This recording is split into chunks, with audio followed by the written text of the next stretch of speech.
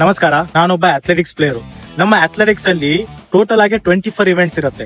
ಆ 24 ಇವೆಂಟ್ಸ್ ಬೇರೆ ಬೇರೆ ಜಂಪ್ಸ್ ಇರುತ್ತೆ, ಥ್ರೋ ಇರುತ್ತೆ, ಲಾಂಗ್ ಡಿಸ್ಟೆನ್ಸ್ ರನ್ನಿಂಗ್ ಓಡೋದಿರುತ್ತೆ, ಸ್ಪ್ರಿಂಟ್ ಇರುತ್ತೆ, ಮತ್ತೆ ಹಡಲ್ಸ್ ಕೂಡ ಇರುತ್ತೆ, ವಾಕಿಂಗು, ಸ್ಟಿಪಲ್ ಚೆಸ್ ಇವೆಂಟ್ ಕೂಡ, ಈ ತರ ಒಂದು ಇವೆಂಟ್ಸ್ ಗಳು ಇದೆ.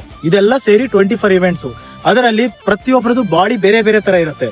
ಲಾಂಗ್ ಡಿಸ್ಟೆನ್ಸ್ ಓಡೋರ್ದು ಬಾಡಿ ಸ್ಟ್ರಕ್ಚರ್ ನೋಡಿ, ಸ್ಪ್ರಿಂಟ್ ಓಡೋರ್ದು ಬಾಡಿ ಸ್ಟ್ರಕ್ಚರ್ ನೋಡಿ, ಜಂಪ್ ಮಾಡೋರ್ದು, ಥ್ರೋ ಮಾಡೋರ್ದು ಬಾಡಿ ಸ್ಟ್ರಕ್ಚರ್ ನೋಡಿ. ಅದು ಯಾಕೆ ಹಿಂಗಿರುತ್ತೆ ಅಂದ್ರೆ ಅದಕ್ಕೆ ತಕ್ಕಂತ ಅವ್ರ ಬಾಡಿನ ಸೆಟ್ ಮಾಡಿರ್ತಾರೆ ಆ ಇವೆಂಟ್ ಪ್ರಕಾರ. ಸೊ ಸುಮಾರು ಜನ ಒಂದು ಏನ್ ಮಿಸ್ಟೇಕ್ ಮಾಡತ್ತಂದ್ರೆ ಇವೆಂಟ್ ಸೆಲೆಕ್ಷನ್ ಮಾಡೋದು.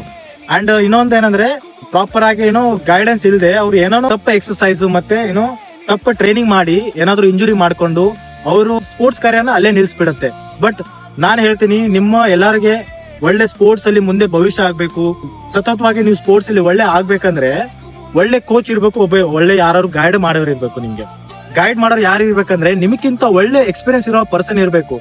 ಕೋಚ್ ಇರ್ಬೇಕಂತ ಏನಿಲ್ಲ, ನಿಮ್ಗಿಂತ ಒಳ್ಳೆ ಸೀನಿಯರ್ ಇದ್ರೆ, ಅವ್ರಿಗೆ ಒಳ್ಳೆ ನಾಲೆಜ್ ಇದೆ, ಅದ್ರ ಬಗ್ಗೆ ಸ್ಪೋರ್ಟ್ಸ್ ಬಗ್ಗೆ ತಿಳ್ಕೊಂಡಿದ್ದಾರೆ ಚೆನ್ನಾಗಿ, ಅಂತವ್ರ ಜೊತೆಲಿ ಹೋಗಿ ನೀವು ಟ್ರೈನಿಂಗ್ ಮಾಡಿ. ಅವಾಗ ಹೋಗಿ ಏನಾದ್ರು ಸ್ಪೋರ್ಟ್ಸ್ ಅಲ್ಲಿ ಮುಂದೆ ಬರ್ತೀರಾ. ಇಲ್ಲಾಂದ್ರೆ ನಾನು ಸುಮಾರು ಜನ ನೋಡಿದೀನಿ, ವಿಡಿಯೋ ನೋಡ್ಬಿಟ್ಟು ಇನ್ನೊಬ್ರು ಯಾರ ಹತ್ರ ಇನ್ಸ್ಪೈರ್ ಆಗ್ಬಿಟ್ಟು ಏನಾದ್ರು ತಪ್ಪ ಟ್ರೈನಿಂಗ್ ಮಾಡ್ಬಿಟ್ಟು ಸ್ಪೋರ್ಟ್ಸ್ ಕರಿಯರ್ನ ಅಲ್ಲೇ ನಿಲ್ಸ್ಬಿಡುತ್ತೆ. ಸೊ ದಯವಿಟ್ಟು ನನ್ನ ರಿಕ್ವೆಸ್ಟ್ ಇದೆ, ನಿಮ್ಗೆ ಏನಾದ್ರು ಸ್ಪೋರ್ಟ್ಸ್ ಬಗ್ಗೆ ಇನ್ಫಾರ್ಮೇಶನ್ ಬೇಕಾದ್ರೆ ನನಗೆ ಯಾವ್ದಾದ್ರು ಮೆಸೇಜ್ ಮಾಡಿ, ನಾನು ಟ್ರೈ ಮಾಡ್ತೀನಿ ಬೆಸ್ಟ್ ಮಾಡೋದು.